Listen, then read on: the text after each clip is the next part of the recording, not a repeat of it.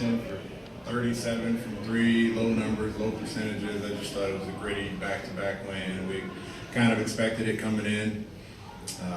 Not having Dwayne, losing Bays, and the guys just trying to figure out a way to play. They go zone, chunk it up. But we like our back-to-back wins, one in overtime where we were resilient and came back, and then tonight where we didn't play our best basketball, but we found a way to win. Congratulations, Coach. Give us your thoughts on Vince's performance tonight. I think he turned 25 tonight. I don't know what's going on with that guy. Season high, 21 points, comes up with a big rebound, knocks in 2 free throws, 4 for 7 from 3. I have no idea how he does it. I don't know what's going on, but he is amazing. Half man, half amazing. He truly is. We needed everything that he had tonight. The dunk on the baseline, the 4 threes, the big rebound. That's kind of what any veteran, you expect any veteran to do when you need someone to step up. It's not every night, it's not every game, but when you do need a guy to step up, I think he takes that role seriously, and he did a great job for us tonight. You gave Trey the quick hook in the beginning when he struggled a little bit, and he comes in and plays the rest of the game. Yeah, I assume that. What would you see from him the rest of the way? He was great. It's a compliment. I talked to Carl Anthony Towns, his father, last night after the game, and he complimented me and us on really being aggressive on Carl late in the game and blitzing and double teaming. And he said, he was telling me that he tells his wife that's a compliment to their son. The attention, the extra attention that you get. And I think it's the same thing for Trey. If they're going to blitz every pick and roll that he's in, and they're going to be aggressive, it's a compliment. And I think he's done an amazing job of facilitating and finding our guys while still trying to find an opportunity to score. And so he had a little bit of both going tonight. He made some jump shots, he got to the rim. He was still finding our guys despite the blitz and the double teams.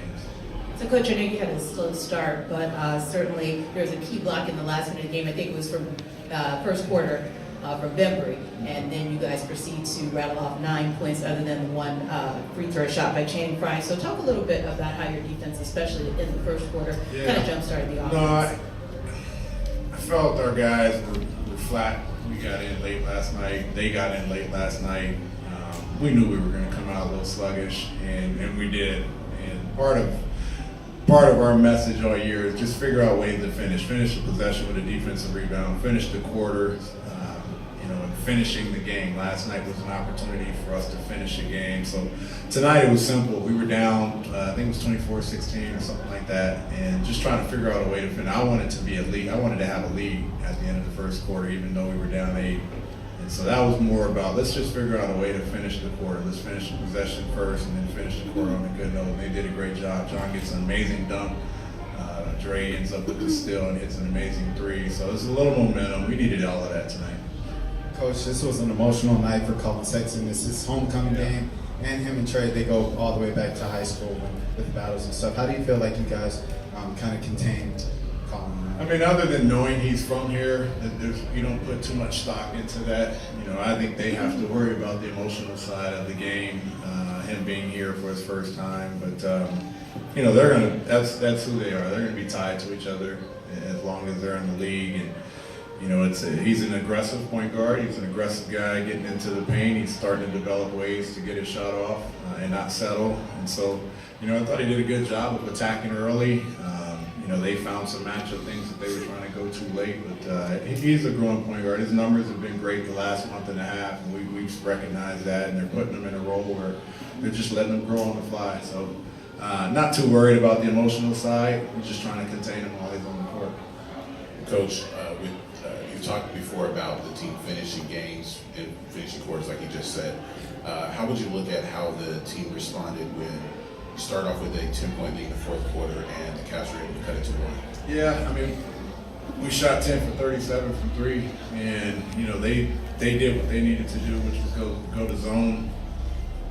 It really just kind of jumped the game up a little bit. I liked every shot we took in the fourth quarter.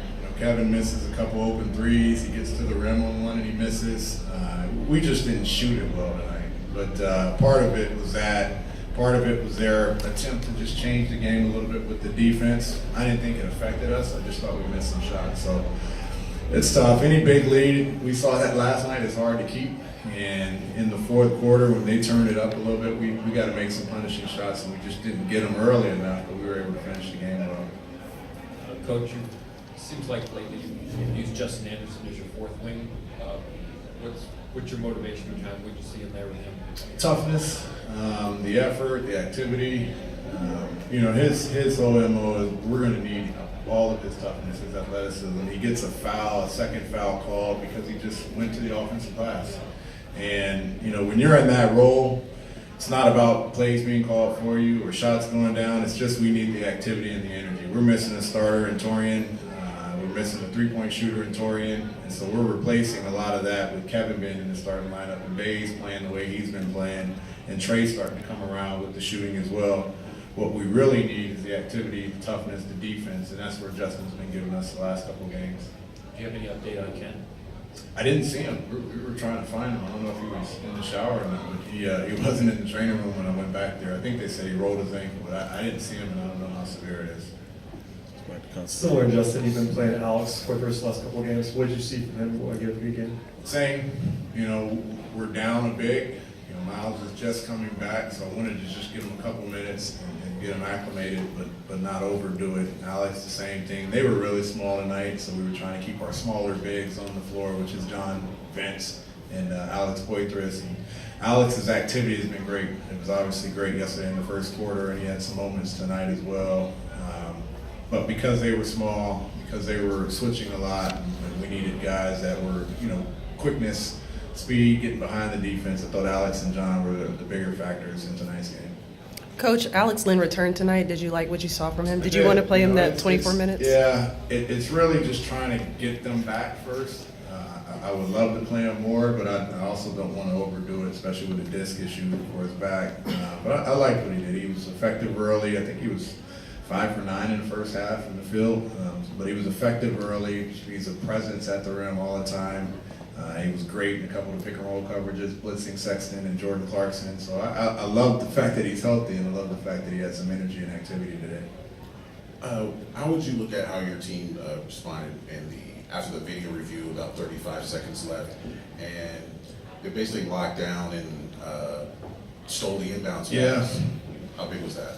Well, the good thing about it is the free timeout.